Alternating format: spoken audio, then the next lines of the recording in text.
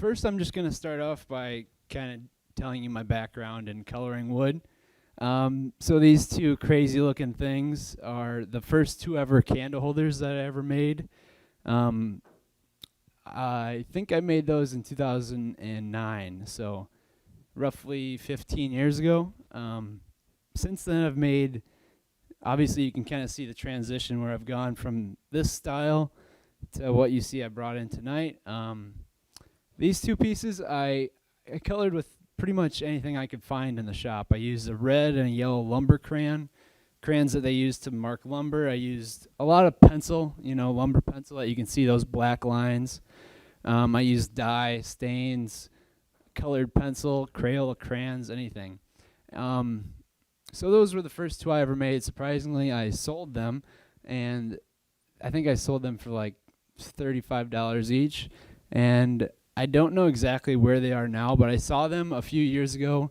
A lady that bought them actually still has them.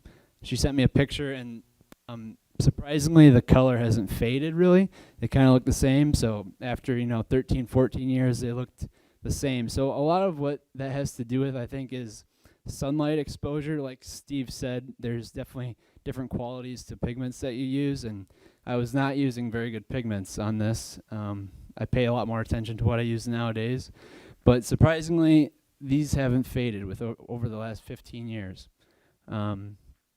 So those are just a conglomerate of different pigments I used in pencil, and it probably stayed like that style for the first couple years when I was 10 to 12 years old. I made them very rough like that. I barely sanded. I barely put any finish onto it. I was just kind of having fun and slapping color onto wood. And I don't know if it was just because I was a 10-year-old kid, people wanted to buy them, but they all sold, and I just kept making them. So making $70 for a couple hours of work as a 10-year-old, I was doing pretty good, I thought. All right, you can go to the next slide. So just continuing the story, you can see down in the bottom here, this is starting to add more color and just doing more of it, experimenting, always learning. And that's what I enjoyed, was the coloring and the finishing process.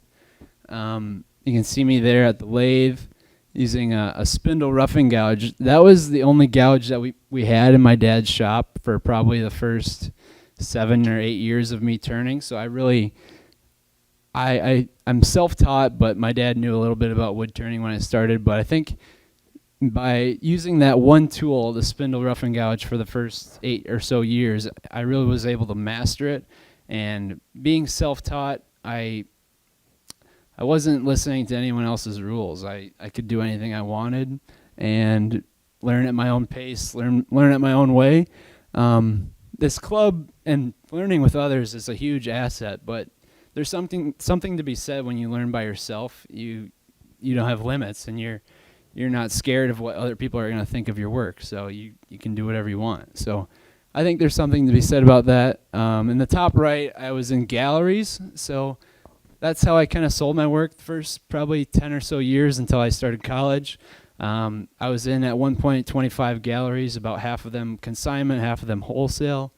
I've started to move away from galleries because they take 50%.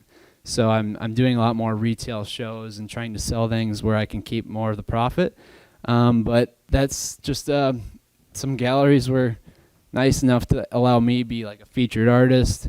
And so now I've continued numbering these candle holders, and I only make probably a couple hundred a year, but back in the day I was making a bunch. I'm probably at like 8,000 or 9,000 of them now. So, but mainly it's pepper grinders now. So you can go to the next slide. Okay, so this is just continuing my backstory, but this is a video that they did of me and my dad. Okay, you want me to turn the volume up then on here? Okay. It's a little cringy for me to watch because my voice is kind of... I was 11 years old in this video, so...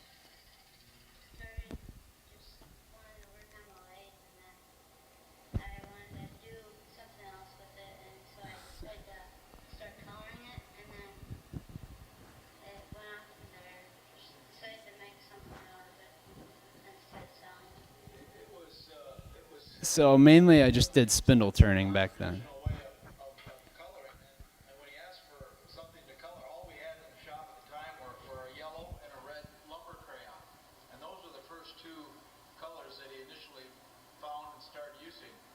And then the idea struck him that, simply going to the Crayola coloring box, he could expand them, those colors, and use any variety of the rainbow. So we're out in our 20-acre woodlot. We have a You can't see it, but I'm actually standing on a stool because I couldn't reach the lathe. eventually he'll take over the production of these. So you can see me applying color there with crayons. I just would put it on when it was spinning on the lathe and wipe it off with a rag. Since he was age 6, and he's a lot of knowledge in the last 6 years, 7, 8 years. Yeah, so it's basically the same similar method to what I'm doing now, just using higher quality pigments. But now I use oil pastels, so very high quality. They come from France. Saunier is what they're called. Oil pastels, and I'm applying. That's what I've colored that candle holder with. I apply it while it's spinning in the lathe over 1,000 RPMs. I wipe it off with a rag, and the friction from that makes it slightly transparent, so the grain of the wood will come through depending on what wood you're using. So it's different than a paint. It's different than a stain. It's something that I kind of just fell into on accident. And now I just have continued it. And the beauty of it is that the grain shows through. That piece is aspen, so you can't see a whole lot of grain, but if you're working with a piece of ash, you can really see a porous grain come through the color. And you also have such good control, so having good definition in between colors, and also the speed you can apply it on. I can color that candle holder in probably 3 minutes. And the trick is with that method is finishing it. The color goes on dull and doesn't really pop, but you need to add a high gloss finish to make it pop. So I'll talk a little bit more about that later.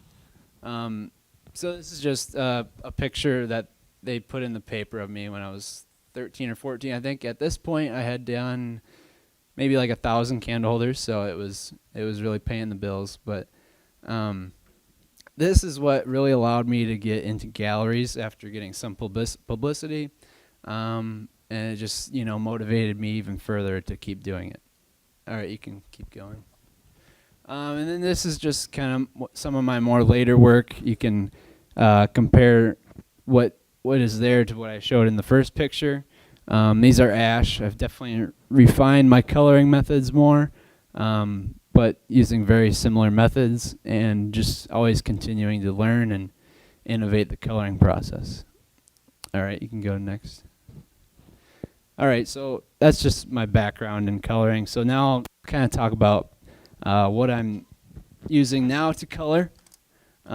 This is something kind of new to me, new and different.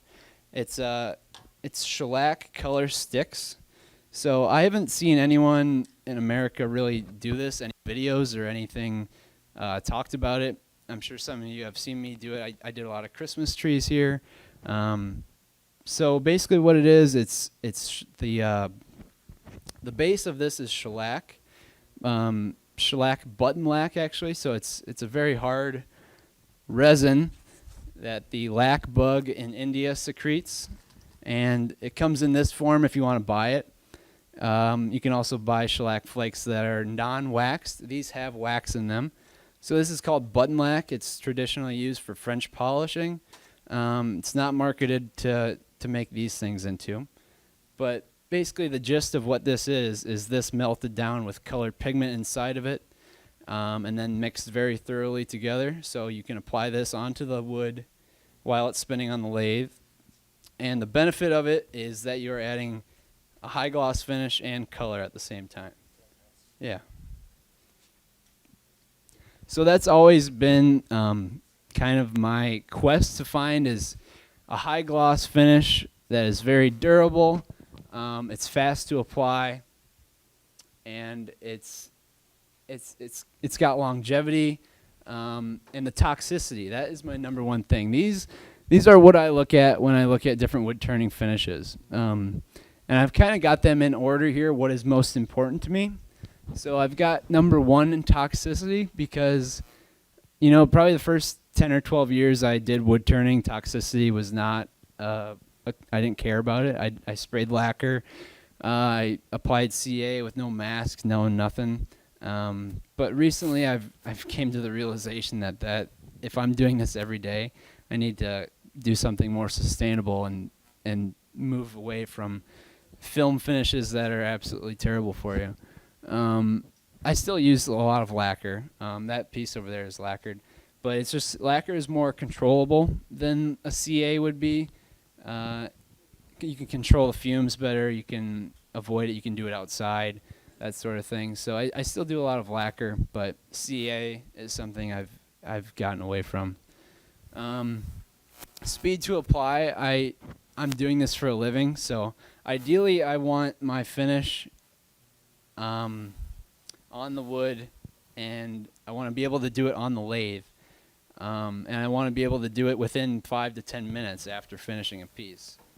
That's just kind of the stage I'm at right now with my production wood turning.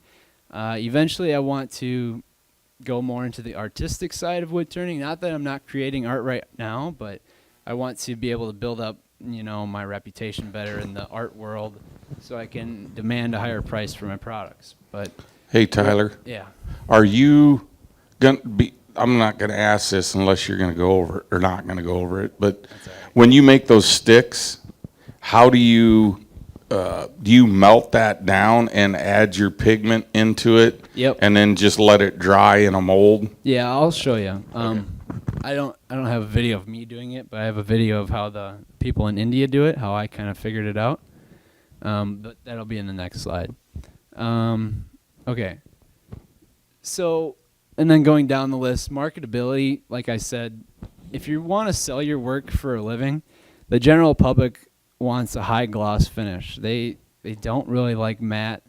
I mean, matte is good, but it's more for functional pieces, In wood turning, you've got bowls and platters and plates.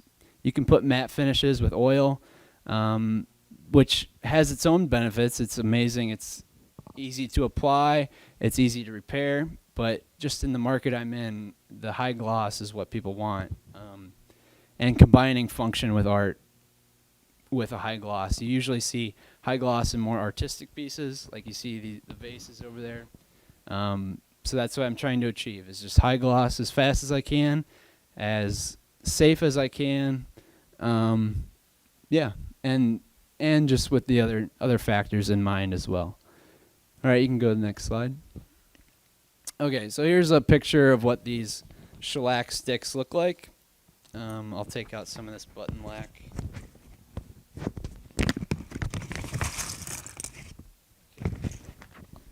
So has anyone ever used button lac before for anything? No? Okay. So shellac, you can buy it. If you've ever seen shellac flakes, they're those little golden flakes. You can pass that around. You can pass the whole bag around, actually. It's open still. Yeah, so traditionally that is used for French polishing, which they finish guitars with, or it's known as a very meticulous finishing process. It's not really marketed to be using it what I'm using it for. So this process was discovered in India about 300 years ago, in a town called Chanapatna. So it's like 5,000 people in this town. Their main industry is making toys on the lathe and coloring them with this shellac stick. So they use a lot of different colors, and they use all natural dyes. That's one thing they kind of take pride in, is their toys are food safe, and they're able to have kids, put them in their mouth, that sort of thing. The dyes I use to make mine are mica powder or earth mineral powders. I try to get higher grade, like Steve talked about. I've only been using this method for about a year. I haven't seen any fading. I've done testing in different lights, but you really need a long time, obviously, to see what's going to happen there. So you can get pretty much any color of the rainbow. How they make it in India, they have a hot fire of coals. You'll see I have a video next. But basically, they have a hot fire with coals. They have 2 sticks that they slowly start melting these buttons onto. And then it's kind of a long and tedious process where they're adding pigment. And it's not like epoxy where you add pigment and you add a little touch and it explodes through all the epoxy. You need to add a lot of pigment to get the correct amount. So that's another thing that makes this tricky, is knowing the recipe kind of to the right amount of pigment, because you can also add too much where the color will go on globby. Okay, you can go to the next slide now. All right, so this should be a video of them making this stuff. Okay, I'm just going to talk over it. I don't think there's any sound. So you can see they've got the hotbed of coals, and they're making a lot at one time. It almost looks like they're making Laffy Taffy, but that is this stuff melted down with pigment inside of it. See, now they've got it into this little stick shape. This video moves fast, but this is them on the lathe. And it's very interesting. If you want to look more into it, look up Chanapatna wood toy making, or even just, India lathe work. You can find some really cool stuff. And these people are better turners than I am, and I turn all day, every day for the last 15 years. You can see they're adding different colors there. And the trick of it is to use a palm leaf. So it's they have these obviously in India and on palm trees, but after you get this color all the way on the wood, covering the entire surface, I would say you have to buff it with a palm leaf, but you're not really buffing it. This palm leaf is more so used to heat up the surface, so it's more malleable, and you can spread that color evenly across the entire surface, so it's even as possible and covering all imperfections, because it really kind of acts as a plastic almost. It's a film finish that's staying on top of the wood. It really doesn't penetrate the wood. But it is very durable. So it goes back to those considerations of your finishes. This one, why it's so appealing to me, is because it really hits a lot of those factors more than any other finish I've ever found does. Okay, you can go to the next slide. Oh, you might have to hit again. Okay, so here's just some things I've done with the color. It's not like my normal coloring method with oil pastels. You can see on this picture on the right, these are all the same wood. These are all ash, but the ones on the right were colored with oil pastel, showing all the grain. The downside of these shellac colors is it really does not show the grain very much. But it does have very vibrant color that is hard to achieve in other ways. It also has other benefits that you can do. Accent white lines and accent dark lines that kind of help it out too. Okay, you can go to the next slide. I think that might be it. That's it. Okay. All right. Hey, Tyler, Yeah. when you started doing these, is it about 50-50 as far as what people like better? Yeah, that's kind of a hard question. I don't know. I've done a lot more of this recently. It kind of depends on the product, I would say. With pepper mills, it is about 50-50, I would say. If I have even amounts set out at a show, I would sell about the same amount of each, I think. Maybe a little bit more leaning towards the oil pastel, the grain, but all right. So now I'm actually going to show you how to do this stuff. If you want to come in on a Monday and Thursday and Tyler's here for a small fee, we'll sell you a ticket. You can come watch. No fee. I usually sit across the table from him when he's doing it. He's fun just to watch. But if he's done the No pepper problem. mills, you have to be careful because he does it fast and the wood tends to fly a good distance. Okay. So I just have a top here pre-turned that I'm going to color. All right. Okay, so just a fair warning. If you want to go home and try this, I fully encourage you to do it.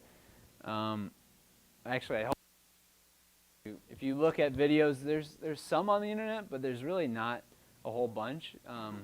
You can learn some things, but I hope you go home and try this and let me know how you found out how to do it, because I'm still learning for sure. Every time I do it, I try to get a little bit better.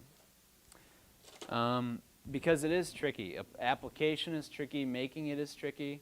There's really no easy part about doing this. Compared to other coloring methods I've done in the past, this one is much harder. Okay, how do I? Oh, there we go. It's not plugged in.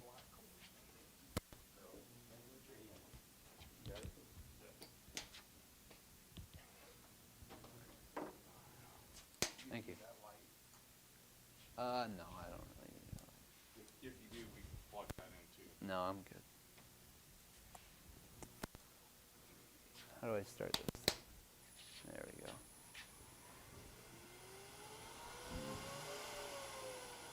All right, so another thing about this is that you need speed, and I'm going to have to change the belt on this lathe. Not exactly. It should be about the same way. Oh, where is it? Oh, that one, yeah. That's the motor.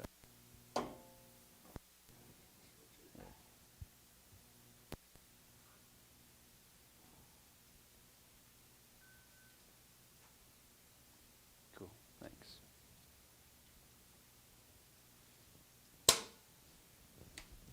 Usually I like to go at least 1,500 to 2,000 when using this coloring method. It also kind of has some limitations. It works better on smaller pieces than it does larger. And it's also easier to apply in smaller sections at a time rather than going just across the entire piece. It's not as easy that way. Okay, so I'm just gonna slap some random colors on this just to kind of show off the process of how it goes on. And I have two, so I'll do this one, pass it around, and then do it a different way. Okay, 2,000 RPMs. So basically the process is you have to hold this on there, and the friction gets it hot enough so it melts it across the surface. You try to apply it as evenly as you can on the first coat. And then you're going to go in with a palm leaf. So now this is another interesting part about it is what they use in India is palm leaf. It's what I've been using too because it's the only thing that I've found that works. I've used every paper product. I've used Tyvek paper, plastics. I can't find something that does what this does.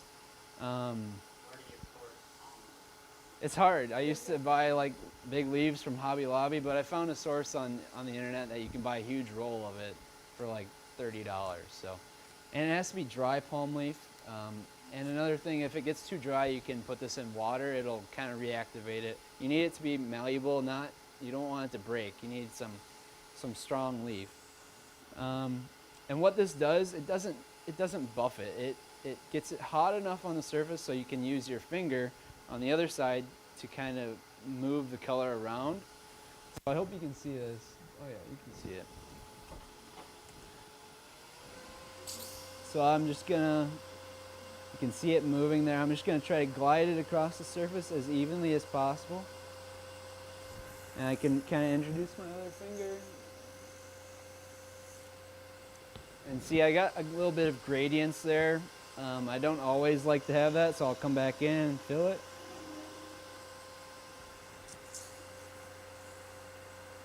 And the different shape that it is makes it harder as well. This going downhill, the color wants to move downhill. You can also push it back up. All right, so I'm not going to worry about this being too perfect for just a demo, but when I'm making this at home, this coloring takes me probably like 3 times as long as any other coloring I do. It's just more finicky and you kind of have to work with it, trying to make it evenly and smooth across the surface, if that's the look you're going for. And this stuff is 100% shellac based. When you buy shellac in a can from the store, that's got quite a bit of denatured alcohol in it. Usually it's like a 3-pound cut is what they call it if you buy shellac from a store. So going back to the toxicity factor, this is 100% a natural product. It has natural dyes in it, and the shellac is natural. It doesn't really have any toxins. So the ability to get a high gloss finish that's immediately dry from the lathe at this speed is what was appealing to me. That's why I kept researching it and trying to figure it out. All right, I'm just on this back side there. Put some yellow on the handle.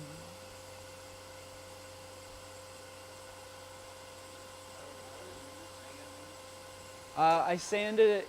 Yeah, I sanded it at the beginning. I only go to one. Yeah, it'll fill it. I only go to 150, but if you go too smooth, I think you need a little bit of a gritty surface for it to pick up the color. If you go too smooth, it might not be able to pick the color up. So I've always just kind of stayed at 150. And if you do have, you don't have to be too careful about your sanding, because if you have undulations or any sort of little divots, it'll fill that. Tyler, can you describe what you're doing with your thumb? Yeah, so this, if you just press it with this hand, it'll kind of not always leave such a smooth surface. There's ridges in the paper. So what my finger does is it smooths it out while this is heating it up. So it's getting that perfectly glass smooth finish, which is what causes the chatoyancy in the gloss. All right, I'll just get this top done and then cut it off so we can take a look at it.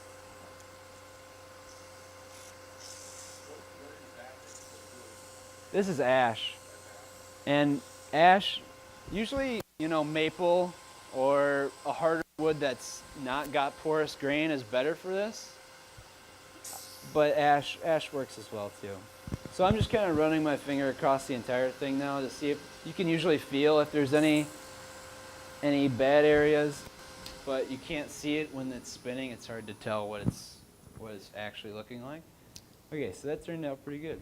Are you able to cross-fade the colors together if you wanted to? You can't mix very much, but you can go right on top of one another, which is kind of interesting. I don't do too much with that, but in India, in their videos, they do a lot of putting multiple colors on one area, and then when it's done, they'll come back and etch like a little design on it. So the top color will be black, and then underneath of that is gold. So when you etch it out, it's like a golded design. But also, it acts as a plastic on top of the wood, so you can come back with your tool and just make this nice little detail, and it's just coming off in little powder. But the really cool thing about this is how it feels, and it almost feels you could throw this against a concrete wall and it won't show a divot. It's so durable and strong. That's the cool thing about it. So that's why I've been leaning towards doing pepper mills with it, is because that's an item that gets used a lot, and it's hard to get an imperfect finish with other coloring methods. So I'll let you guys look at this one. Does anyone have any questions about this?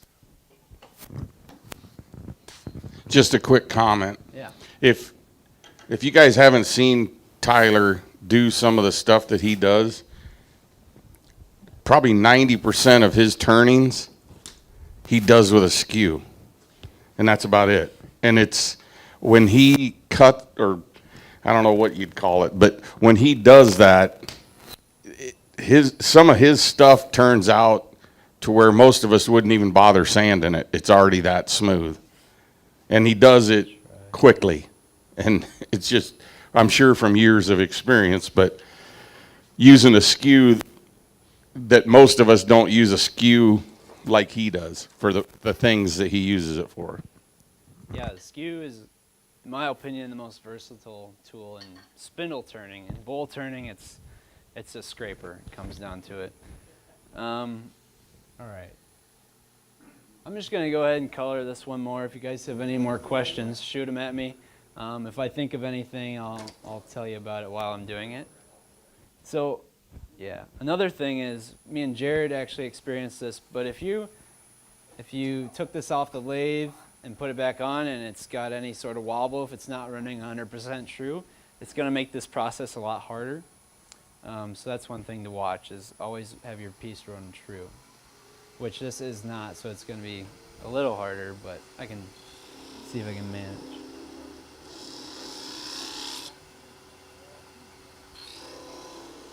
You can pass one of these around too, actually. So you can feel how hard this stuff is. It is pretty brittle, so if you drop this on the ground, it's going to break. But if you drop like a piece that's colored on the ground, it's not going to break because obviously the wood is reinforcing it. One thing is, though, that one downside of it is, if Alex actually brought this up to me, that he made a top with a little bit of color on it, and his son was playing with it, and it was next to a laptop that got really hot or something like that, and it slightly put a blemish in it. So if this gets hot after it's finished, it'll kind of reactivate the shellac and make it malleable again. So I wouldn't use it for some things. Another thing is, when I made this, I accidentally got a chunk of wood in there, so now I'm rubbing that wood against the wood. But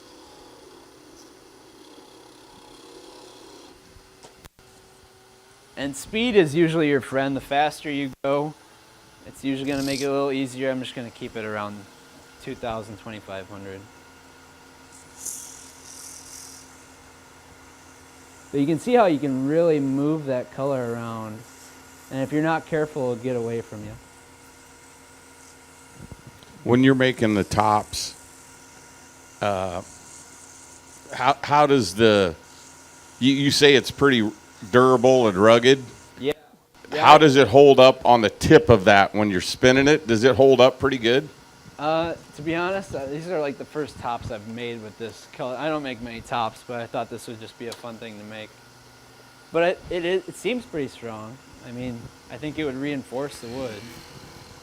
Just to kind of add to what he's talking about with the shellac, if you are doing this method to put in a color on a piece, but you only wanted that specific section to have the color, you can put like a urethane coating over that. It won't affect it. It'll still come out just fine.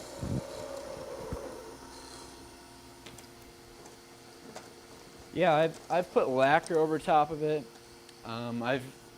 I've used friction shellac polish over top of it, and that worked as well. It didn't really make it shinier, but it kind of almost acted like a Yorkshire grit kind of thing, where it sanded the surface a little bit.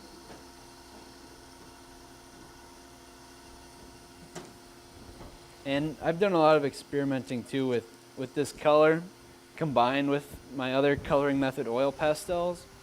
And I'm gonna go more into depth on that oil pastel in a different demo. I'll save that for a different one. I'm just gonna focus on shellac tonight. So the trickiest part is really to get it to move across the surface evenly.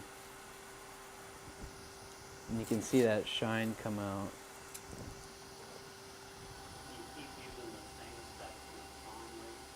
I'm kind of moving it around. It'll start to wear out. And then sometimes you want like a triple layer, or I like to change the shape of it depending on what shape I'm applying it to. It doesn't, yeah. You can see it kind of comes off on here a little bit, but it won't really mix it onto that color. Not much. It doesn't seem to. For some reason, it doesn't go on your finger much. All right. The guys in India probably working their flip-flops too, don't they? Oh yeah, it's kind of sad. They work for like $5 a day, and they're so good at this. If you go into videos, you'll see them just really whip these things out, and looks like without any effort.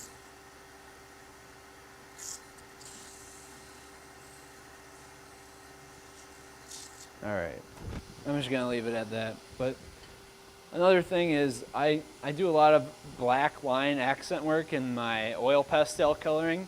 I do it on this too. And generally I use either a lumber pencil to do a bigger piece like that. Those black lines are done with just a lumber pencil. Smaller, more intricate things I'll use Formica strip to burn a black line in. So I do that on these sometimes, but you have to do it before you put the color on. Otherwise, because this gets so hot, it'll melt around the edges of where you just did it. Which you still can. You can just have to go back and touch it up, melt the edges around it.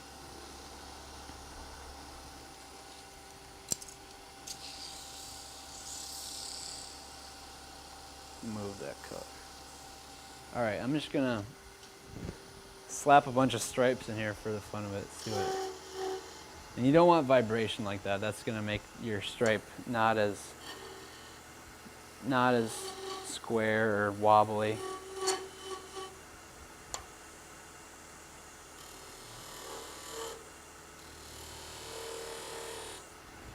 All right, I'll just do some up here.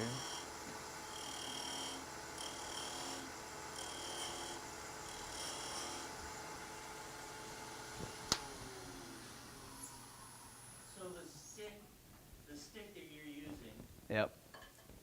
you made this stick? You actually made this stick? Yeah. With the bag of pigment chips that you passed around? Yep, with those button lacks, yep.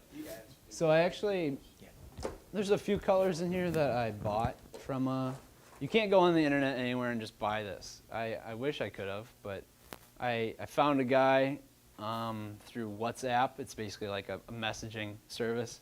And he was in India, and he sold me like a pound of these for, it was probably like $50 for the actual pieces, and then like another $100 for shipping. So it wasn't cheap to buy them. They do last a long time. You won't go through much of this quick. I've been using a lot of it, and I still have this box full of pieces that I've made as well. But I've just kind of I'm trying to be more self-sufficient so I can make it myself. I don't have to pay all that money to get it here. But that button lack isn't cheap either. That you can buy a pound for about $25, $30. So in a sense, it is kind of cheap because you can get a lot out of one whole pound. All right, yeah. But so I'm done with this. This one didn't turn out as good as the first one, but Tyler, it looked like that one chunk you passed around that this one, it looks like taffy. it does. So yeah. apparently you tried to duplicate the method they were using in India. Yeah, where you so put how the I color make in it, and pull it and, Yep. and distribute the color that way. when I first tried making it, I did it over a fire like they were doing it because and then I eventually tried just putting it, in a frying pan, melting it down, and that didn't work at all. It started to boil the button lack, and I think that kind of changed the properties of it a little bit. It did not work anything like this. It lost all its shine and everything. But then I eventually moved to a heat gun. So I just kind of mounted it up on the table and have a little pile of button lack sitting on. The surface you're working on is hard too because it likes to stick to everything, and it's kind of a messy process. But so I just kind of use a putty knife and slowly add a lot of pigment. It takes a lot more than you would think. Even if the entire stick you have looks like it's this color, you'll go to put it on the lathe and it'll come out like super light. It won't have the brightness that it looks like it has. So it's kind of deceiving, and I definitely don't have it 100% yet, but Do you just roll it? Once you do them, you kind of roll it out to get your shape, or you just... well, the thing is it gets so hot you can't touch it. So you Okay. have to kind of keep using, I use putty knife just to mix it, blend it in. And it takes a lot of mixing. You have to get it very thoroughly mixed together. So what you're saying is you'll make it for us, we just gotta buy it. You notice one of the things Tyler said is he doesn't normally do these. He's doing them for fun. Tops, yeah. And a lot of times he'll come in and he'll do 6 or 8, 10 pepper mills. And I'll get on him, tell him, stop, do something fun. Yeah. Because he does do it for a living. That's, Yeah, I mean, these are fun because yeah. it's not something I'm trying to sell. It's more just for hobby. you have to have him do a demonstration on fennels too, because he's, Finials, yeah. finials, yeah. Yeah, I like doing, that's kind of how I use it up Yeah. as skinny finial as possible. But if anyone has any other questions, that's all I got. I hope you guys hope somebody tries it out and at least looks at some videos. It's kind of a rabbit hole on the internet, but it's kind of interesting just seeing something, a color method that I've watched a lot of wood turning videos, watched a lot of demonstrations. I've never seen anyone even thing. So So the shellac flakes melt those also? so these are, the ones I have are button lacs, and you can get a flake version of that too, but the flakes don't have wax in them. Those red ones that I passed around, that's the wax with shellac. It's a natural wax, but it needs to have that wax in order to make this shine. And the malleability, I think, is what the wax provides, is it allows you to melt it and move it across the surface. But thank you guys, appreciate it. Hope you liked it.